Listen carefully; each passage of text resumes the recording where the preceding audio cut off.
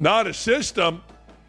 The system is great. Like, I don't get this shit off of a bathroom wall and take a piss and say, you know what? Caitlin Clark's a diva. I talk to people inside the organization. I got people everywhere. I do. I mean, you can make fun of me, whatever. We believe it. I do. We believe it. And what I'm telling you is 1,000% true. Danny, you called her a complete pain in the ass diva. I did.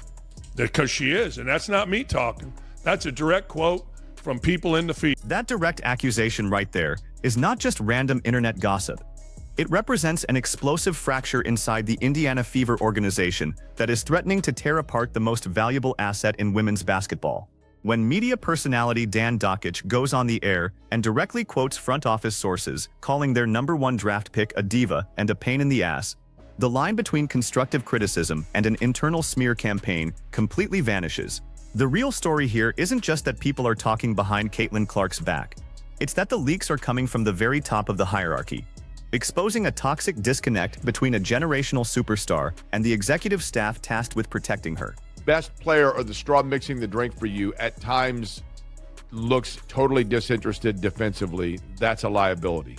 And it feels like that's where we are. Am I overstating it? I think a little bit. I would not put it disinterested. I think Notice how reporter Scott Agnes immediately pushes back against the narrative that Caitlin Clark is a defensive liability who has simply checked out. On Query and Company, the media attempt to frame Clark as a disinterested teammate failed because Agnes injected actual basketball context into the conversation.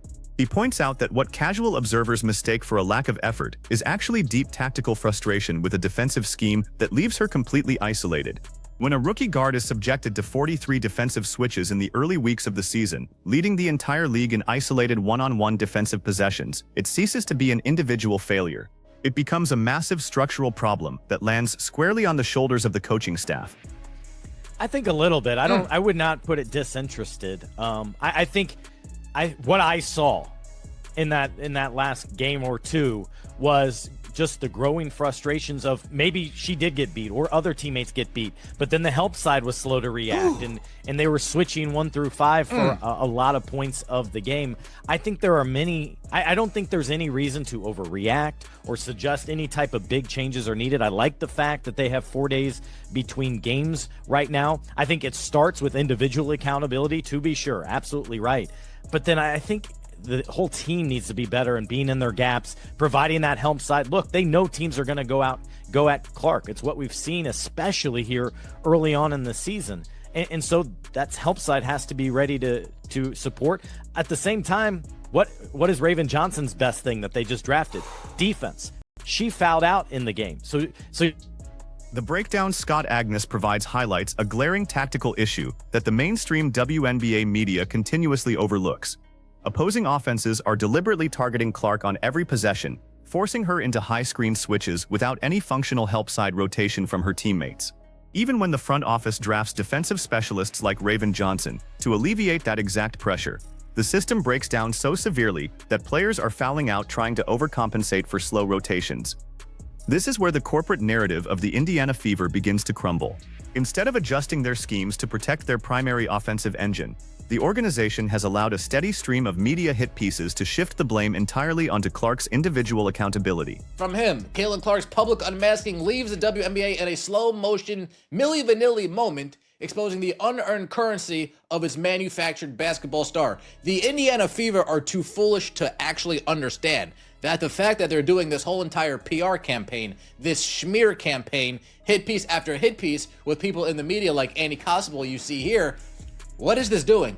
This is opening the floodgates to everybody, all of the naysayers, all of the doubters, all of the haters, all the people that hate her because she's white, all that the Indiana Fever are doing, not putting a target on her back. They are making her the target, literally. The language being used by media contributors like OJ Spivey goes far beyond standard sports analysis, calling Caitlin Clark's professional transition a slow-motion Milli Vanilli moment and labeling her a manufactured basketball star reveals a deep-seated resentment that extends from the press row straight into the Fever front office. By allowing these extreme character assessments to go unchallenged, the Indiana executive staff isn't just failing to manage the spotlight, they are actively transforming their own player into a walking target. This media strategy functions as a deliberate public unmasking campaign. The organization seems less interested in winning basketball games and more focused on forcing an independent, highly influential athlete to get in line and submit to traditional league hierarchies. That's why we're getting these smear campaigns. Annie Constable puts out this article, nothing to do with coaching. She gets crushed for it. The biggest hurdle for Stephanie White, she's terrible. Completely unqualified coach who was way out of her depth and has no business coaching on this level. But hey, keep doing those hit pieces for the Athletics. I have receipts to prove your program lies is BS. Nothing mentioned about White's in January's bad stats on defense from a full team. Kaylin is as good on defense as most guards, but the team is not overall a good defense team. That's coaching. You don't criticize coaching at all. Why leave your most overused player on ISOs all night? Answer, bad coaching. The online backlash to journalists like Annie Costabile underscores the growing divide between corporate public relations and objective statistical reality. Media reports published by The Athletic consistently frame head coach Stephanie White as the perfect, long-suffering mentor dealing with an uncooperative star, completely ignoring the team's underlying defensive metrics. Comprehensive game charting shows that the primary defensive breakdowns inside the Fever perimeter aren't caused by Clark, but rather by severe rotational errors from the veteran backcourt. Yet the narrative remains entirely focused on Clark's alleged attitude problems. This highly specific framing suggests a coordinated effort to protect a coaching staff that was fired from Vanderbilt 5 years ago, prioritizing personal relationships over the physical and professional development of the franchise's most valuable asset. White. This article right here, this hit piece on Caitlin Clark, this smear campaign on Caitlin Clark that Annie Stooge Constable wrote, Lynn Dunn reposting it. Can you imagine somebody writes a smear campaign on Aaron Judge and fucking Brian Cashman reposts it and Hal Steinbrenner reposts it? You must be out your damn mind. Imagine if somebody puts a smear campaign on Jalen Hurts and Howie Roseman reposts it. You're out your damn mind. Somebody puts a smear campaign on Matt Stafford and Les Snead reposts it. You're out your damn mind. They would counter that the best way they can. But no, Lynn Dunn, oh, she's reposting it. The institutional betrayal becomes undeniable when you look at how the front office behaves on social media. In no other professional sports league would a general manager like Lynn Dunn actively endorse and repost media articles that openly attack the character and teamwork of their own franchise cornerstone. If the general manager of the New York Yankees reposted a public smear campaign targeting Aaron Judge, it would trigger an immediate front office investigation and a total media firestorm. In Indiana, it is treated as standard operating procedure. This passive-aggressive validation of media hit pieces proves that the executive branch views Clark's historic popularity not as a basketball blessing, but as an administrative problem that needs to be aggressively managed and minimized. Yeah. Cuck FC gonna say her old ass finger slipped and she did it by accident. Protect Stephanie White at all costs. Just trade her. This is miserable. Get Caitlin Clark off this team. And I'm gonna say it right now. Caitlin, if you don't see what's going on and you sign that epic deal and you stay in Indiana long term, I'm not sure there's anything that we can do for you, honey. At some point, you yourself, you're gonna have to wake up. You're gonna have to get out of that sunken place yourself. You're gonna have to have some conversations with your parents. You're gonna need to tell that sports psychologist to get the fuck out of my face. Again, this doesn't get talked about enough. The sports psychologist is half the problem itself. Because you got the internal environment surrounding Clark has become so restrictive that independent analysts are openly calling for her to seek a trade out of Indiana before she signs a long-term contract extension. The support structure provided by the team appears designed to manipulate her mindset rather than protect her well-being. With a continuous loop of negative feedback coming from general manager Lynn Dunn, head coach Stephanie White, and internal staff, the presence of a team sports psychologist takes on a much more alarming role. Instead of helping an elite athlete navigate external pressure, the internal support system appears to be reinforcing the front office's compliance narrative. When your agent, your coach, and your executives are all operating from the same script, a young player can easily find themselves trapped in a psychological echo chamber designed to break their competitive spirit. Lynn Dunn, calling Caitlin Clark a pain in the ass diva. Or Stephanie White, calling Caitlin Clark a pain in the ass diva. That's how they think of you, CC. So while you're over there hugging Stephanie White on the sidelines, defending Stephanie White in press conferences, cool. She's saying a whole lot worse behind your back. While you're over there dabbing in front of Lynn Dunn at practice, well, Lynn Dunn's over there talking trash behind your back. You're gonna have to start waking up, homie. You have to start waking up. Because this isn't an organization that has your best interest at heart. You said in the press conference the other day, they have your back. Hey, nobody's had your back more than Caitlin Clark, more than your fan base. Nobody's had your back more than your fan base. They see what's going on out here. The public theater taking place on the sidelines is completely detached from the reality of what is being spoken in private. While Caitlin Clark is seen defending Stephanie White during post-game press conferences and sharing superficial high fives with Lynn Dunn at practice, those exact leaders are reportedly leaking derogatory terms to local media figures behind her back. The advice being yelled at her from the sidelines to grow up ignores the fundamental reality that no rookie in basketball history has ever been subjected to this level of structural sabotage from her own organization. This brings us to the definitive turning point for the future of the franchise and the league as a whole.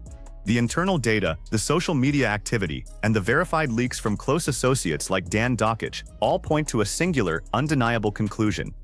The Indiana Fever front office is actively working to suppress the leverage of their own superstar.